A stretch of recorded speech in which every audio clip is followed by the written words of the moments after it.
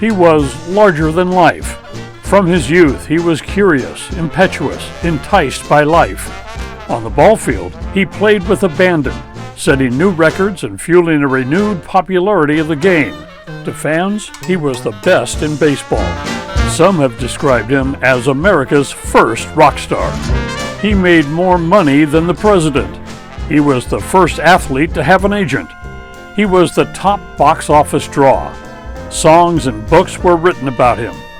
He performed in vaudeville and movies. He did off-season barnstorming tours, including Japan. In World War II, when charging U.S. lines, Japanese soldiers yelled the ultimate insult: "To hell with Babe Ruth." He was called by 21 nicknames, including the Great Bambino, the Big Bam, the Sultan of Swat. But most folks simply knew him as Babe. He was born here, third door from the right. We're in the historic city of Baltimore, Maryland. Welcome to Baltimore. This is where the Star-Spangled Banner was written, and home of the first commercial railroad. Our visit began at the retro-designed Orioles baseball park at Camden Yards, once a hub for the B&O Railroad. It was a day game, and fans filled the park to cheer on the final homestand.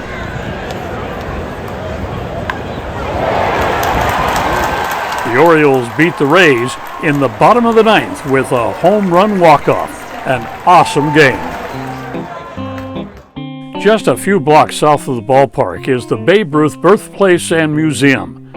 This was the home of his maternal grandfather, and on February 6, 1895, George Herman Ruth was born. His father was a bartender and later owned a bar not far from right center field at today's ballpark. Less skilled at parenting, his son was rudderless and labeled incorrigible.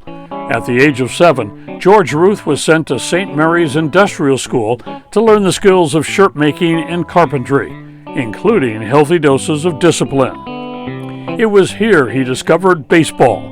He played catcher, shortstop, and third base, but he was particularly good at hitting and pitching. Ruth was a southpaw.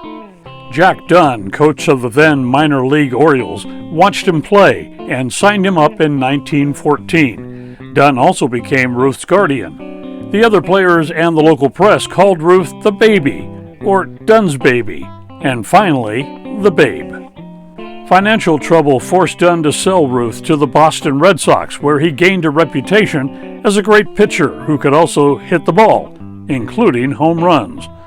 But in 1919, financial mismanagement forced another sale. This time, Ruth went to the Yankees in New York.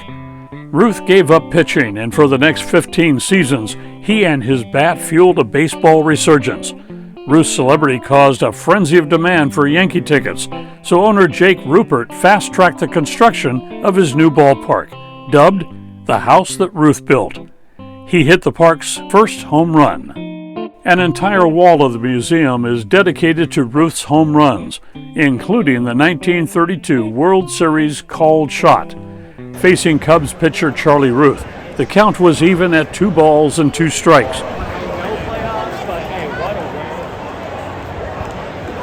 Ruth appears to point at center field with one hand. Then, on the very next pitch, he launched an estimated 500-foot home run over the center field wall. Describing Ruth's power, a sports writer once declared, "When Ruth misses a swipe at the ball, the stands quiver." Ruth was one of the first inductees in the Baseball Hall of Fame in 1936. With several other luminaries, he attended the 1939 grand opening in Cooperstown. Ruth ended his career with impressive numbers, a batting average of .342, 2,873 hits, 2,214 RBIs, 714 home runs. Be sure to visit Babe Ruth's birthplace and museum the next time you're in Baltimore, Maryland.